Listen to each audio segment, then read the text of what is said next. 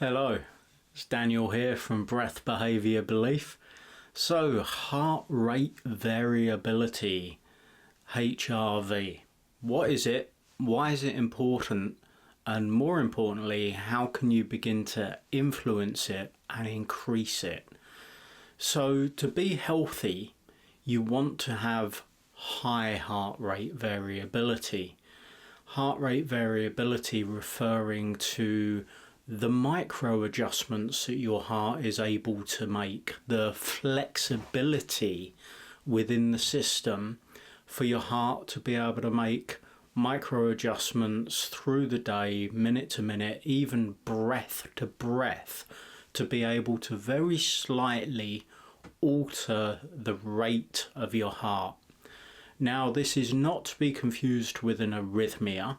This is not an arrhythmia. Your heart will still be in a sinus rhythm, but when you're very relaxed, you can even notice when you've got good heart rate variability, high heart rate variability, which is what you do want, that as you inhale, your heart rate will pick up by a couple of beats, and as you exhale, your heart rate will slow down by a couple of beats. Conversely, if you have low heart rate variability, that basically means that there's not a lot of flexibility in the system. So the heart is very rigid, it's beating in. Now, traditionally, people might think that that's a good thing to have a heart that's beating in this rigid kind of marching formation of just boom, boom, boom, onwards, here we go.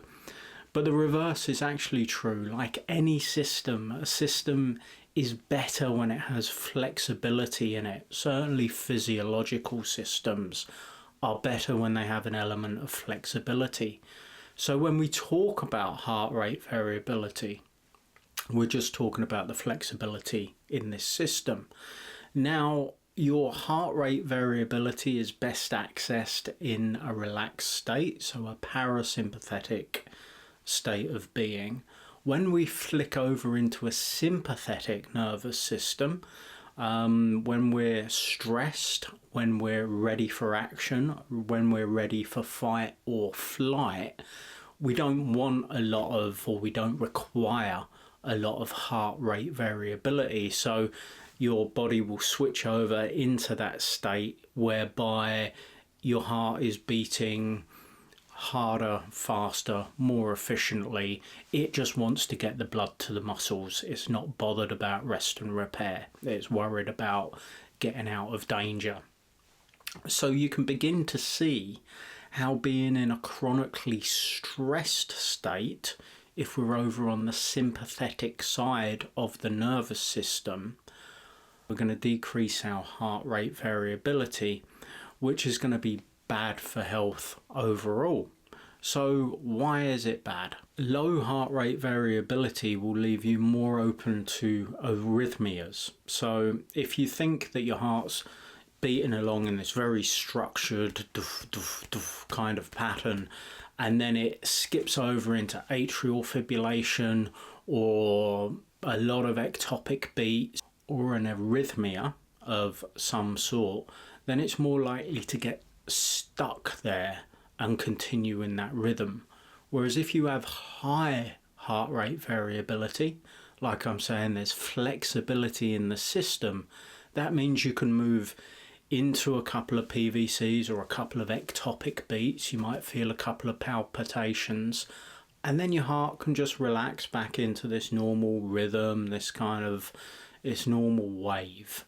So yeah, heart rate variability, it refers to flexibility in the system, in the cardiac system, and your ability for your heart to increase and decrease as required within a framework. So what can influence your heart rate variability? Well, we've already touched on being stressed. Chronic low level stress is terrible for your heart, it's terrible for your health, and part of that reason is that it decreases heart rate variability, so it's taking flexibility away. When we're in fight and flight, we are in fight or flight. There's not a lot of flexibility within that system.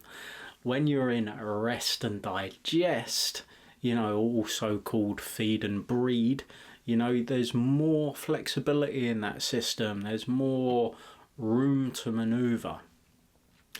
So to increase your heart rate variability, moderate exercise, good diet, cutting out things that will stress your system too much, like overusing caffeine, overusing alcohol, overusing nicotine, using any sort of substance is going to put, any sort of substance that's a stimulant is going to put stress on your system, which is going to decrease your heart rate variability. It's going to keep it in a steady state, which we don't want.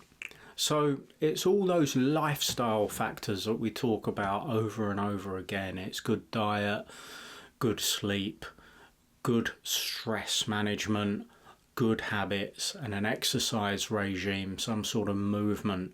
So once again, we're getting back to this idea that to still the mind and move the body is very good for you, because it's good for your metabolic health, it's good for your mental health, it's good for your heart rate variability, it's just good for every aspect of your health. So relaxation is not just a nice to have. Relaxation is a tool that you can use to improve your health.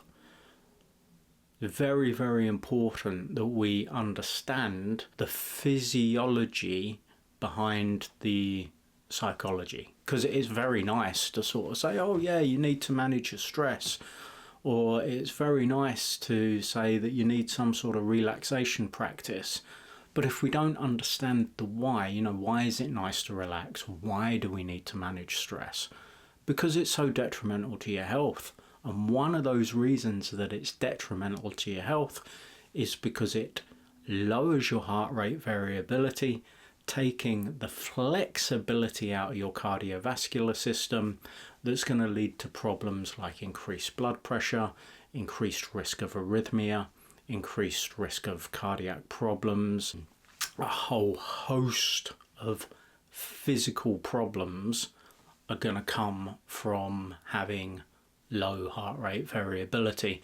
Whereas if you've got higher heart rate variability, you're going to be more resilient in every system of your body, in your heart, in your immune system, and it's going to ripple out, because these habits that are going to improve your heart rate variability are also going to help you in other areas of your life. It's just going to make you feel better overall.